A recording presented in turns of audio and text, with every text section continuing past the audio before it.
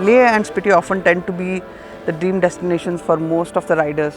While Goa offers to be like Kumbh Mela, where you have events like India Bikers Week as well as the Rider Mania, Leh and Spiti on the other side literally becomes like Tirth Yatra, where you attain a sense of connection between yourself and the bike itself.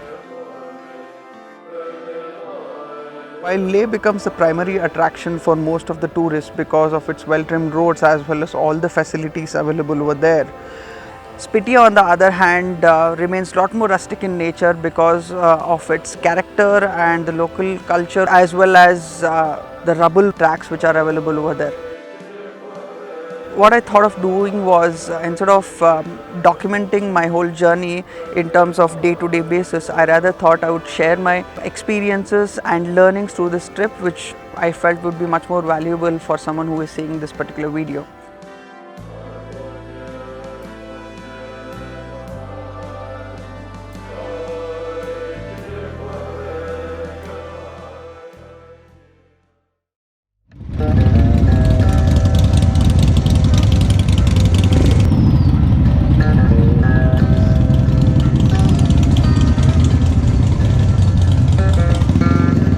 It all starts with this well-done roads and 4-lane highways where you have all the possible accessibility, and at the same time you have these kind of facilities at every given point of time. But eventually, as your journey goes, you also start reaching these higher altitudes.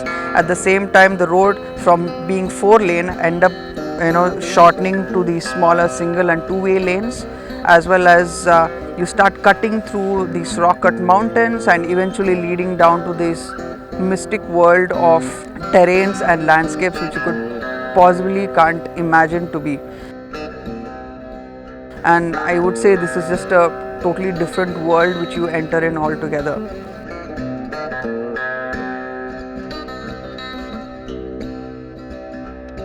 There's a time when you enter this particular zone where you start experiencing terrains and landscapes and different textures altogether, where these kind of terrains and landscapes start changing for every half an hour or every nook and curve you start taking along these roads when you start traveling.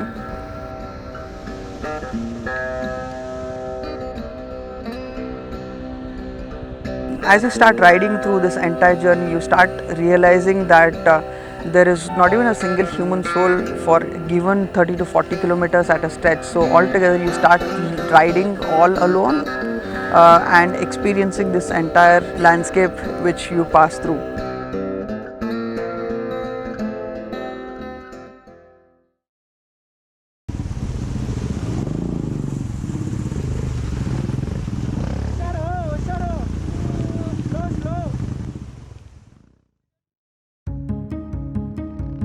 As much as these beautiful landscapes exist, it also comes at its own price. It's not a sweet journey you just take out your bike and start riding, but it's much more beyond that.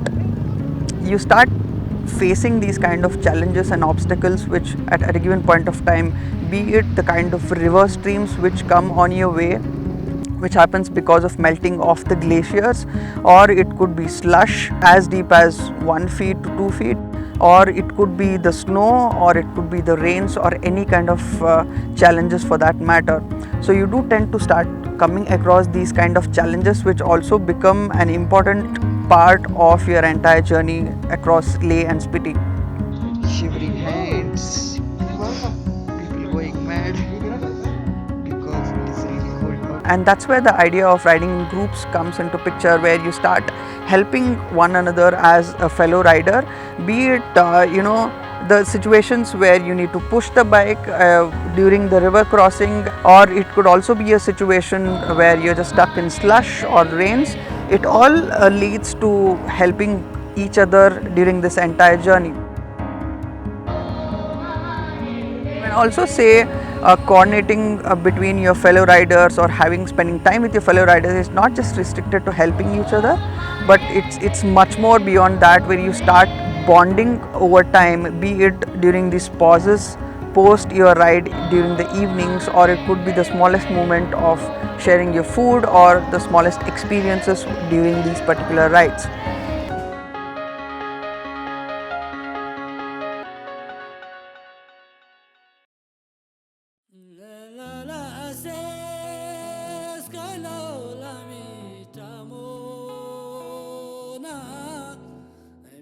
I think the local culture and the place also plays a very important role, especially talking about the context of Leh and Spiti.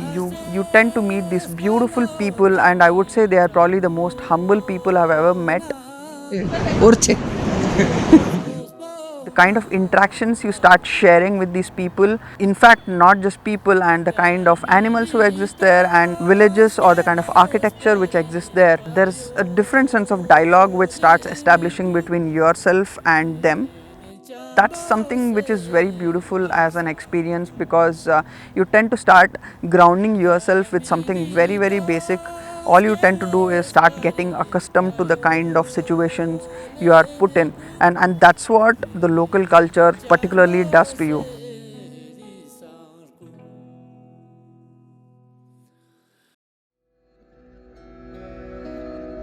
Considering all these experiences, be it different people, or riding with the fellow riders, or even experiencing the local culture or the terrains over there, I think something beyond all this which exists is one core thing, which is a relationship between you and your motorcycle. You might be the best rider in the world, or you might have the best motorcycle ever. Every single time you go, there is altogether a new terrain which comes in. So the more and more you tend to experience this particular area, I would say your riding skill ends up boosting up to all new level. And that's precisely why all these experiences together just led to one single factor, or rather one single experience, I would say, which is moksha on wheels.